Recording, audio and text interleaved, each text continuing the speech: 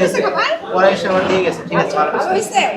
আমার বড় ভাই মির্জা আব্বাসের জন্য দোয়া করবেন, আমার ছেলের জন্য দোয়া করবেন। আমাদের যে প্রধানমন্ত্রী তারেক রহমান, ওনার অনুপ্রেরণায় আমার ছেলে কাজ করতেছে, ওনার জন্য দোয়া করবেন, উনি যেন সুস্থ থাকে, আমাদের দেশে সেবা করতে পারে।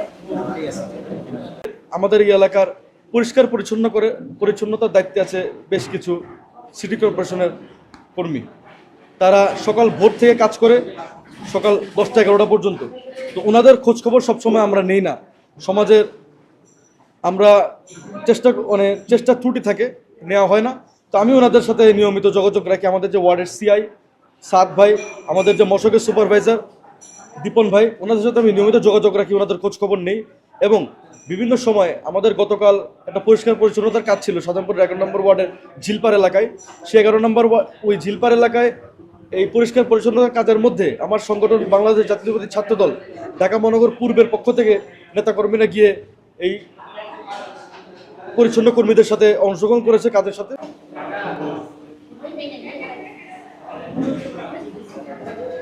ভাইকে ছাড়া আমরা কেমন ঈদ করেছি সেটা তো আমরা ভালো জানি, আমাদের মনের অবস্থা কি। কারণ আমরা যখন বড় হয়েছি, বড় হওয়ার পরে আমার বড় ভাইকে আমরা দেখেছি। তারপর আমার বাবা মারা গেলেন, মারা যাওয়ার পর থেকে আমরা বাবার জায়গায় আমার বড় ভাইকে দেখছি। তো এখন বড় ভাইকে ছেড়ে এই বাড়িতে আমাদের খুবই মানে ভালো হয়নি, খুবই খারাপ হয়েছে। যেমন এলাকা থেকে অনেকেই অনেক কমপ্লেন করে আমাদেরকে যে আজকে এবার আব্বাস ভাই নাই, আমাদের অনেক কিছু থেকে আমরা বঞ্চিত। এখন আমার মেজো ভাই এবং মির্জা খোকন এবং আব্বাস ভাইয়ের বড় ছেলে মির্জা ইয়াসির আব্বাস, ওরা যথেষ্ট চেষ্টা করেছে যে একটু দাদা ভাই আব্বাস ভাইয়ের মতো করে কাজ করার জন্য। কিন্তু আসলে কি একজনের এটা গ্যাপটা পূর্ণ হয়, কিন্তু 100% হয় না। তো যাই হোক, আমরা দাদা ভাইয়ের জন্য তো অনেক দাদা ভাইকে মিস করি, এখনও মিস করি। আমরা যখনই আমার দাদা ভাইয়ের বাসায় যাই, দাদা ভাইয়ের চেয়ারটা খালি থাকে, আমরা খুব মিস করি টেবিলে। তো আমরা আশা করছি এবং আশাবাদী আগামী 1 মাসের মধ্যে দাদা ভাই আমাদের মাসে ফিরে আসবেন। এবং এলাকাবাসীর যে আকাঙ্ক্ষা যে ওনার অনুপস্থিতিতে আমরা অনেক কিছু থেকে বঞ্চিত, আমরা আশা করছি যে আগামী 1 মাসের মধ্যে আমার ভাই ফিরে এসে এলাকাবাসীর মনের আশাগুলো পূর্ণ করবেন। আর ওনার ছোট ভাই আমার মেজো ভাই মির্জা খোকন এবং ওনার যে বড় ছেলে মির্জা ইয়াসির আব্বাস, ওনারা যথেষ্ট চেষ্টা করতেছে। তো ইনশাল্লাহ সব ঠিক হয়ে যাবে। আপনারা আমার ভাইয়ের জন্য দোয়া করবেন। আর এখানে তো আসলে আমার কিছু বলার নাই, আমার ছেলে অনেক কথাই বলেছে এলাকাবাসীর জন্য কেন সে আজকে এই আয়োজনটা করেছে, আপনারা সবাই শুনেছেন।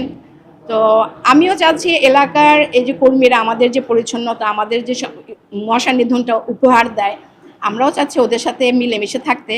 আজকে যে একসাথে বসে খাওয়া আমার ছেলে আয়োজন করেছে, এটা আসলে সবাই করে না।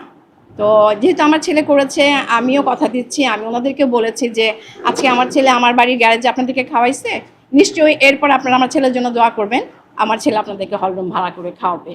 তো আমি চাচ্ছি এই সমন্বয়টা আমাদের মধ্যে থাকুক। কর্মীরা আমাদেরকে এত সুন্দর এলাকা পরিষ্কার করে, ডোবানালা পরিষ্কার করে আমাদেরকে এত সুন্দর একটা পরিবেশে রাখবে, আমরা যদি ওনাদের সাথে না থাকি ওনারা উৎসাহিত হবে না।